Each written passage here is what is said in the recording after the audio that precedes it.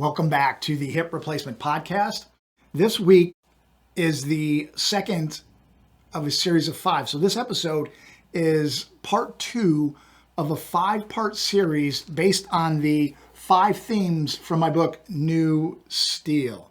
And New Steel, I'm holding up here. If you're watching on YouTube, you can obviously see it.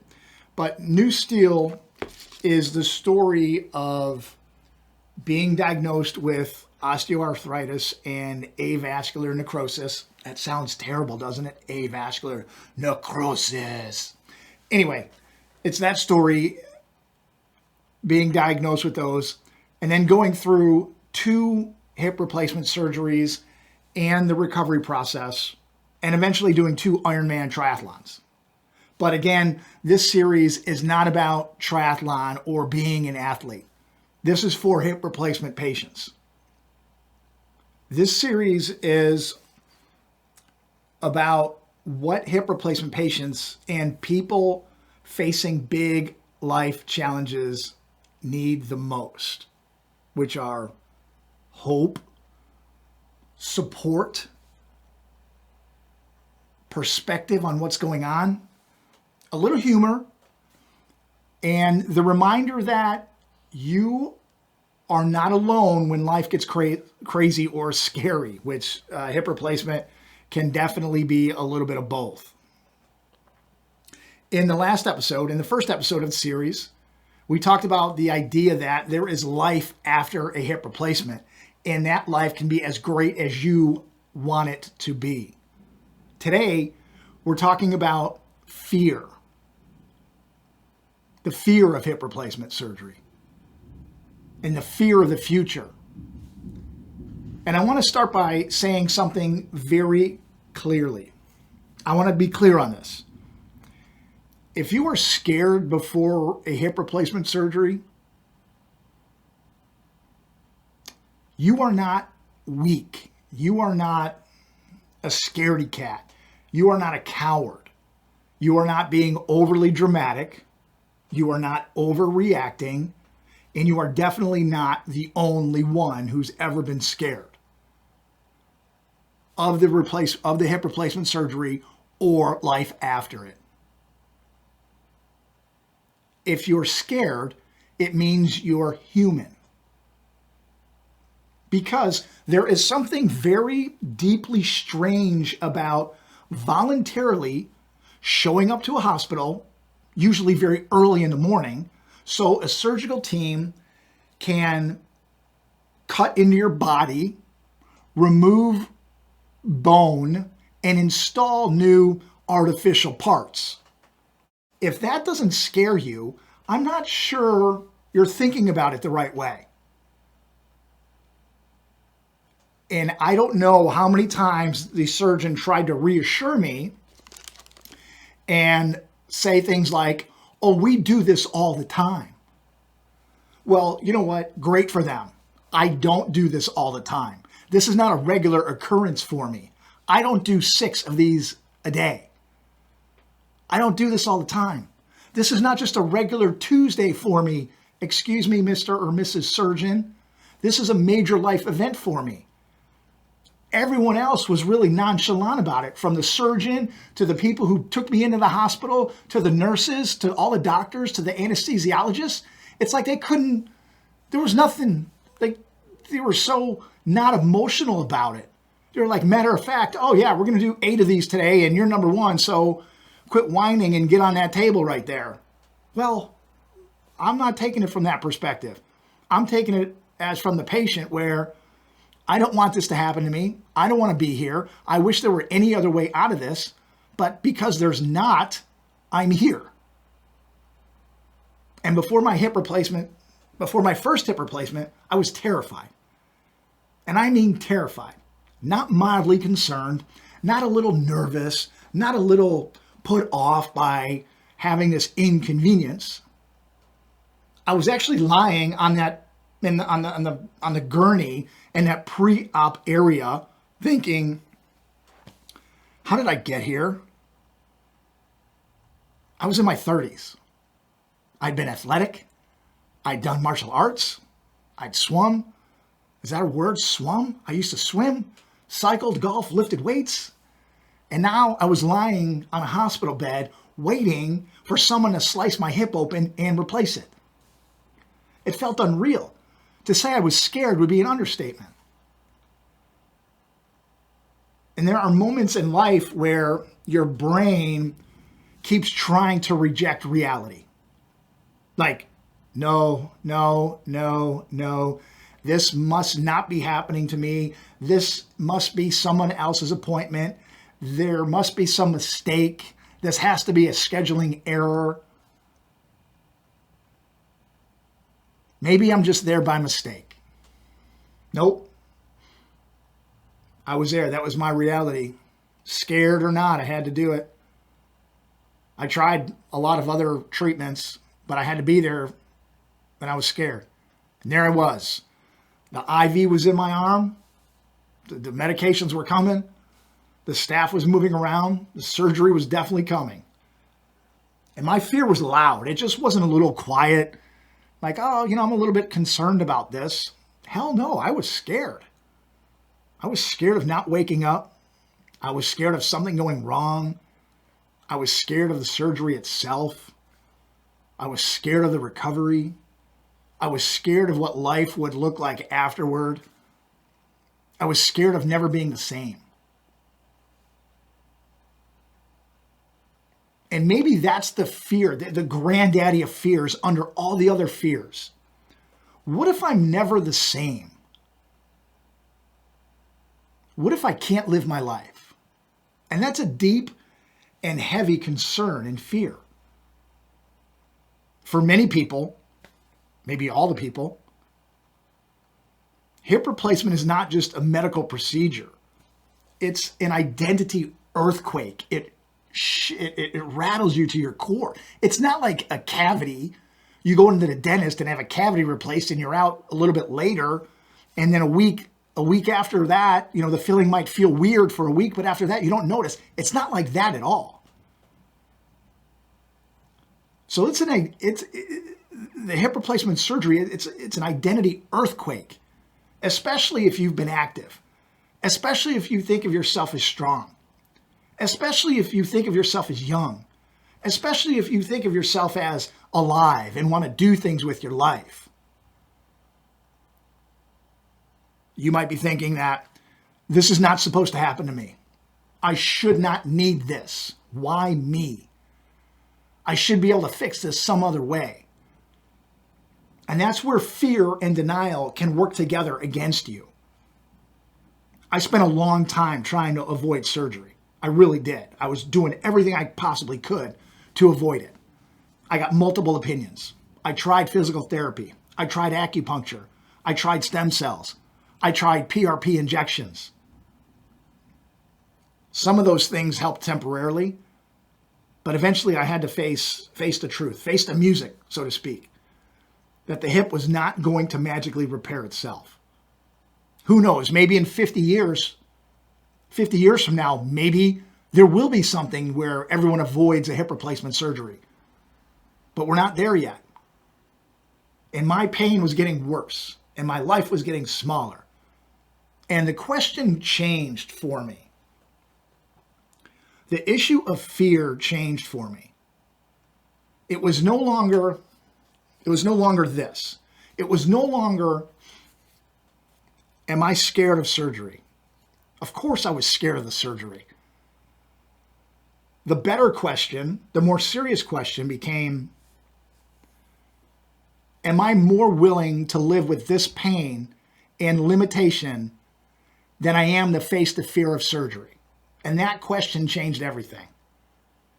Am I more willing to live with this pain and limitation than I am to face the fear of surgery? And I had other factors in my life, and maybe you do too, which really changed the equation. The fear of the surgery wasn't the only issue in the room anymore. There was also, for me, there was also love. There was also family. There was also responsibility. There was the future. My wife was pregnant with our first child, and I could barely walk. And I started imagining what life would be like if I did not have the surgery and try to fix the pain in my mobility or lack thereof. How would I help my wife?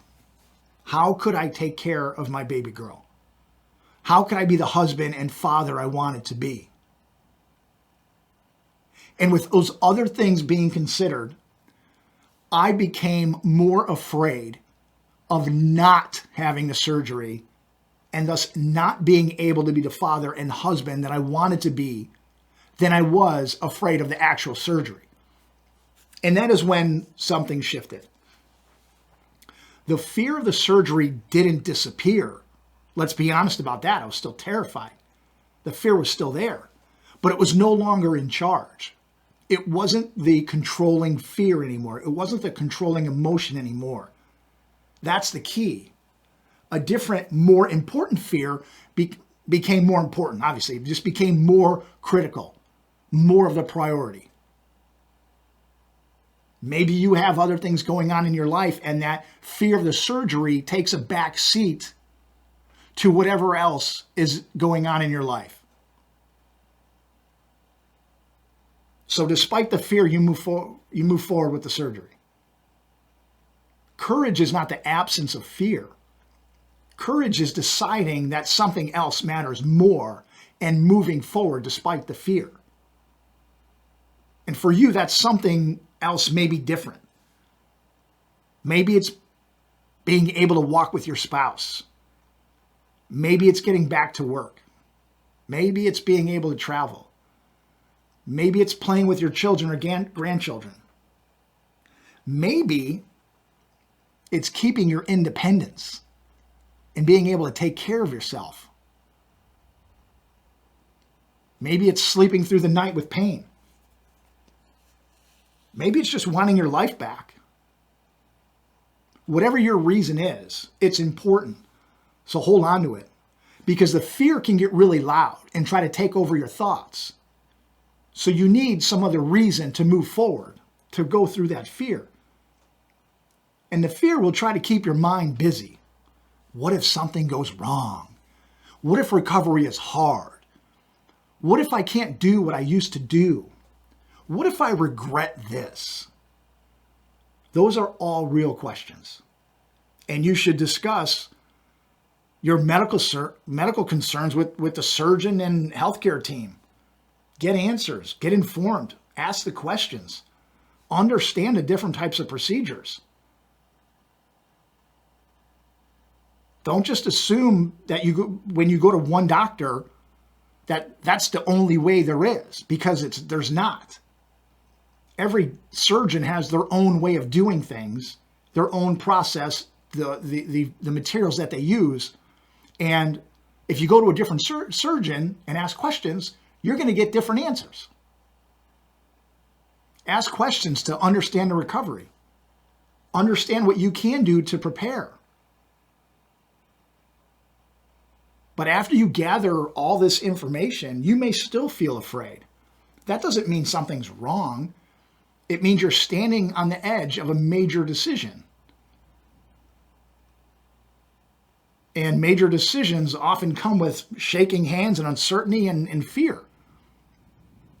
One of the things that helped me to address the fear was realizing that I had more control than I first thought.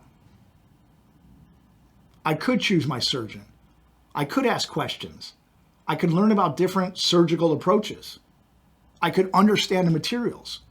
I could prepare my home.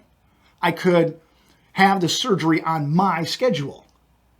I could commit to doing the physical therapy. I could decide to participate actively in my recovery. I could do all the things to help myself. And all of those things matter. I realized I had more control over the process than I originally thought. And it gave me a smidge, not a lot, just a smidge of confidence. Because fear loves helplessness. Fear grows when you feel like everything is happening to you. But when you start taking action, even small action, fear loses some of its grip, some of its teeth. You may still be scared, but now you're scared and prepared. And that's a better combination than just being scared alone. So if you're preparing for surgery and you feel afraid, here's what I suggest you do. First of all, admit it. You don't have to perform toughness. You don't have to put up a facade of being the person who's not afraid.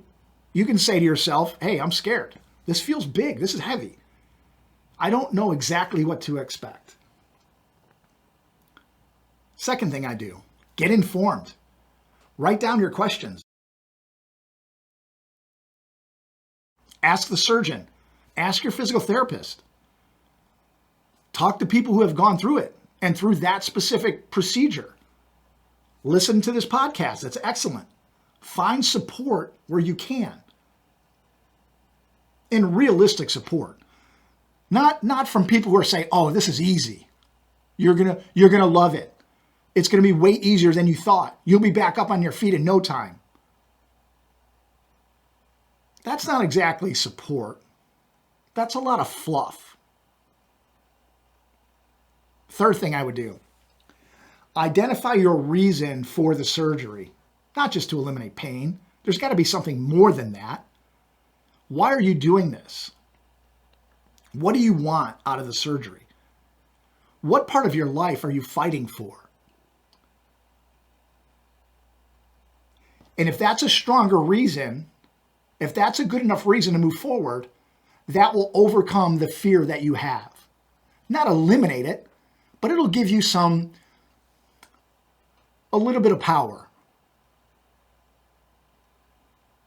Fourth thing, remember that fear gets a voice, but it doesn't get to be the loudest or the final voice. Fear can sit in the meeting. Fear can sit in your head. Fear can raise its hand and say, excuse me, I have concerns here.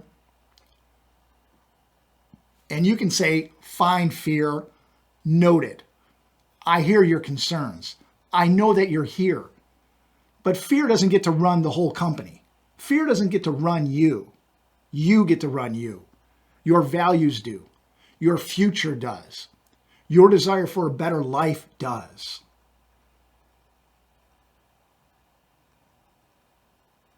I want to say something to the person who is already past surgery but still afraid. Maybe you're afraid to walk without a walker. Maybe you're afraid to trust the new hip. Maybe you're afraid of falling. Maybe you're afraid every new ache and pain means something is wrong. That's all normal too.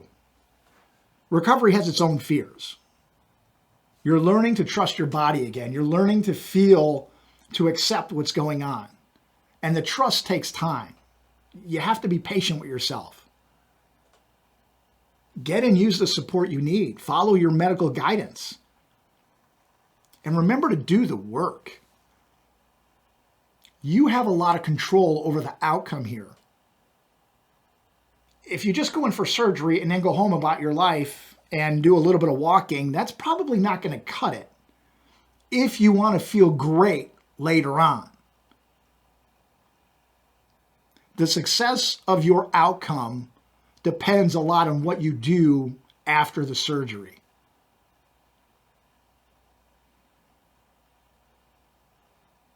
Remember to also celebrate the moments when you realize you were afraid at one point, but you move forward anyway.